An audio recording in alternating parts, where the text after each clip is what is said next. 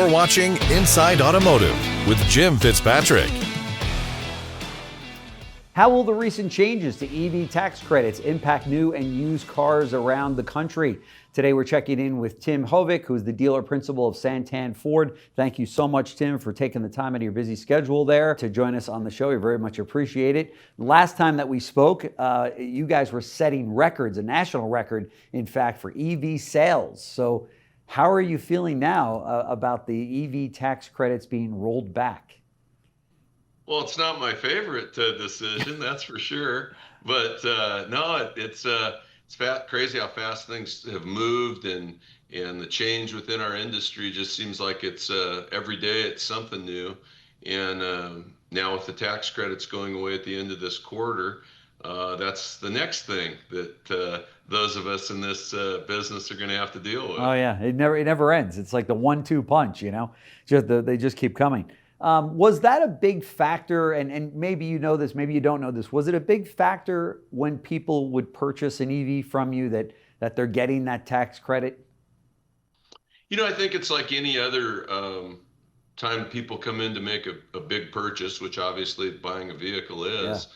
It weighs different for different people, but I think you can absolutely say that it's a part of everybody's decision. Right. You know, was it the most important reason why they bought, or was it second or third down the list? Yeah. But it was on every list of every person who buys an EV. And I think that's going to be the interesting thing. Number one, what do we do in the run out, right? What do we do between now and the end of September when this tax credit expires? Yeah. There obviously are thousands and thousands of EVs on the ground at dealerships all over the country. I know I have a few hundred EVs here at Santan Ford. And then where do we go moving forward? Because EVs aren't going to end. The tax credit's going to end. Right. But we're still going to produce EVs. We're still going to be selling EVs. And so how do we thread that needle? Number one, getting as many people in as possible between now and when this expires, but also not poisoning the well to where people go, oh, I missed it, so I'm not going to buy an EV. Right. Because that'll also clearly create a problem. That's right. That's right. Are you already seeing that traffic and those customers coming in because the EV tax credit is ending? So they're like, hey, I better get in before this thing ends? Yeah, I think the news is just kind of starting to get out there. Yeah. I've a small pool company, for instance, reached out to me yesterday and said they're going to come in and buy 3 Lightning, specifically because of the tax credit going away. Yeah. So I think, you know, it's summertime. The bill was signed just kind of on the heels of the 4th of July holiday.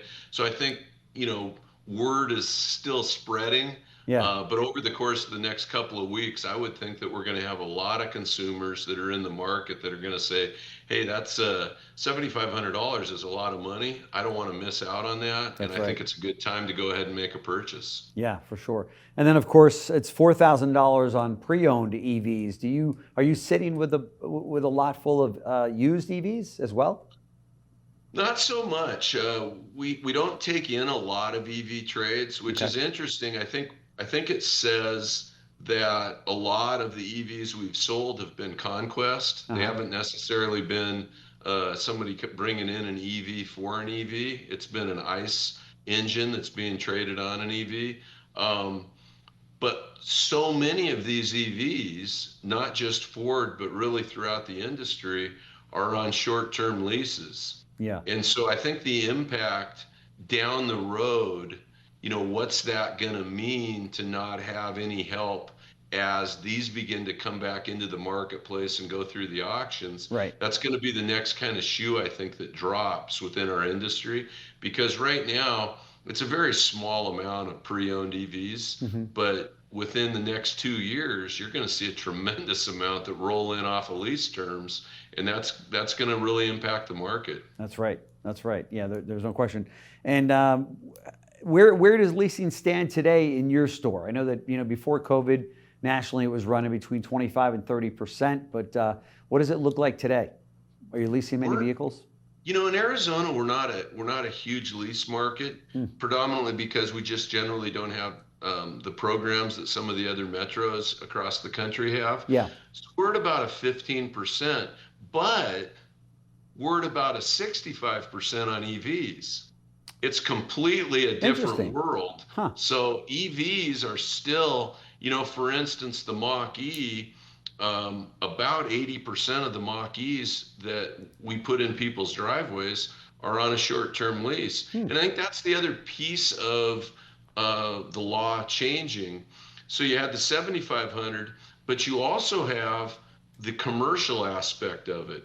And so Ford Credit, as well as most of the other lending institutions, outside banks and so forth, they all use that commercial aspect and that money, and they factor it into the lease. So when you look at, I think the single greatest effect of all of this change is going to be the fact that you don't have that money that's being factored into a short-term lease. Yeah. And it's going to force the manufacturers are going to have to make a significant adjustment in their incentives, because otherwise those lease payments are going to quadruple. I mean, they will just go off the charts. Yeah, there's no question about it. I mean, even if you just take the 7,500 divided by 36 months, I mean, you're talking about a couple of $100 just right there. Yeah, and it'll be dramatic, and I think that's what those of us in the dealer world we deal with things as they come. So right now we're all trying to market the EVs that we have on the ground as effectively as we can, and at the same time trying to look forward and say, okay, what is our next play off of this? Right. We deal with the environment that we deal with.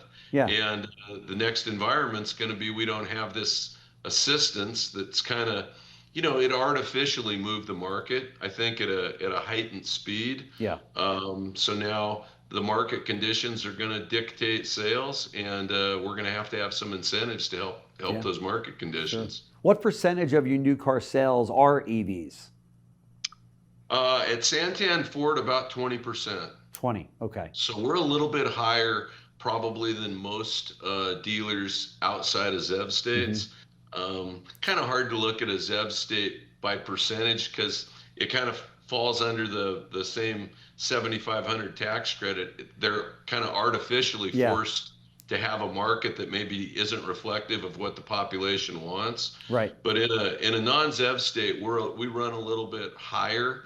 But I think predominantly because we've really never looked at EVs as, quote, an EV. We just look at it as a great vehicle that just happens to have a different propulsion system. Right. And it's a great solution for a lot of people. And for a lot of people, it wouldn't make sense to drive an EV. Right. Yeah, good point. It's just one more tool in your toolbox, right? And something else that you can offer that consumer. What percentage of your salespeople currently drive EVs? Our salespeople is probably about 10%. Our management's about 50%. Okay. And what I've seen, I think, is what Jim Farley kind of forecast a few years back. Really, the evolution or the adoption of EVs has been, split garages, where very few people that I'm involved with in sales they have two vehicles in their house and they're both EVs. Yeah. No, they have two vehicles, one's ICE, one's EV, and that just kind of seems to be where this marketplace is going. Yeah. But I don't think the EV world is going away. I think next year we'll sell more EVs than we sold this year. This year we'll sell more than we sold last year. The auto industry and the manufacturers and the dealers as a whole, it seems like we're always adjusting to something. We adjusted to microchips. So true. We adjusted to COVID. I know. We're going to adjust to different tax credits and different incentives, and we'll move forward. But I think EV is going to grow. It's just, I don't think going to grow maybe 2 or 3 years ago. We kind of thought it was going like that. It's going a little bit more like that. That's right. Of the people that you sell EVs to, sell or lease EVs to. What percentage are coming back and acquiring another EV? Do you see those people staying with EVs once they've driven an EV? I think we're early enough in it that we haven't cycled through yet. I think 2026 is going to be a really interesting year. And I think the data that we get in 2026 is going to point us in a direction that, I'm not sure what that direction is going to be yet, but we're going to see in 2026. I've had a handful of people that have come in off of 2-year leases. And so far, every person, and when I say handful, literally 5, all 5 of them got another EV. Okay. So the early indications are people generally really like them. Yeah. And I think the key is you just, as a sales organization, it's no different than we sell somebody a diesel engine in a big truck because they haul a boat. We probably don't sell that truck to somebody who doesn't tow anything, never takes it off road. Right. So EVs have always been, you just have to make sure you match up what people are going to use them for and what their driving habits are. Sure. And if you're just driving around town and you never go more than 100 miles, they're a great transportation solution. For sure, for sure. I was speaking with one dealer and he said that he really pushed to get his salespeople and actually help them to do this, to acquire EVs for their own personal vehicles. He said, and that was a game changer for him because it really, he won over the hearts and minds of the salespeople so that in turn, when somebody came in and inquired about an EV, they were all excited about them and said, yeah, I drive one. You got to get behind the wheel of this. They knew the car and they believed in the car. Versus a salesperson that drives an ICE vehicle that's really, kind of on the fence as to whether or not an EV is the right vehicle. And they would even, in some cases, he said, take that EV consumer or that prospect and put him into an ICE vehicle and bypass the EV because he felt they themselves, the salespeople, didn't believe in an EV. Have you either found that to be the case, or how do you feel about that? Yeah, I think that makes sense. And I think when you're in sales and in our case, vehicle sales, if you're very uncomfortable with the product that you're selling, right, you're going to try and move towards something that you are comfortable with. Yeah.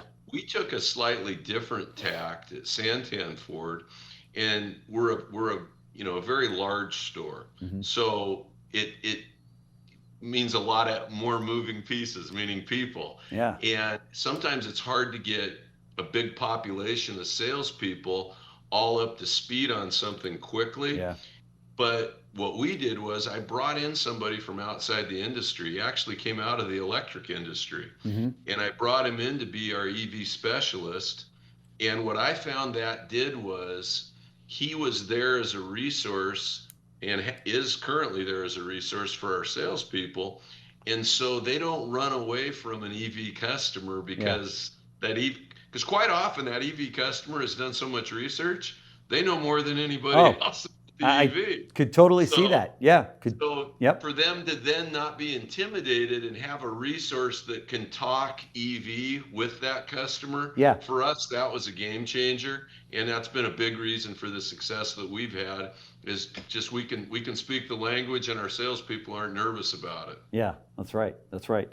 I just spoke to the analyst at Edmunds just before coming on with you. They saw June with a 15 million SAR, a little bit off of where we'd all like it to be. Sales are good where you are, or how are you feeling about that? Yeah, sales are solid. The SAR seems like it ticks up, it ticks down a little bit now. Ford, as you know, first half, we outsold Toyota, so it's definitely a pride point for us. Yeah, for sure. Business is pretty good with Ford right now. Yeah. And we're just launching our brand new Expedition, which that's exciting. That's gotten a lot of buzz within the industry. Yep. So business is good. As I mentioned to you earlier, we're a little bit of a contrarian in Arizona. It's currently 117 degrees outside. 117? So, when the rest of the country shovel and snow, we're selling a lot of cars. I bet. When it's 117 in July, July's generally not our busiest time of the year, but it's still a good time. Oh, those poor salespeople that have to go out and get in that demo that's been sitting out there at 117 degrees. It is not for the faint of heart. No, it's not. So Ford also announced that they're going to do away with or take away the employee pricing, right, and do a 0% for 60 and 0 down, right? Mm-hmm. Is that, you feel pretty good about that campaign? Yeah, I think you can only run a campaign for X amount of time. Yeah. And the campaign was really good. One of the things, talking about our salespeople, one of the things I think that got lost in translation and does a lot is it's really important that our consumer understands the message, but it's equally important that the message is very understandable for our salespeople. Yeah, it's a good point. And that in the employee pricing, it cut through all the clutter of the tariffs and kind of all that mess that's going on.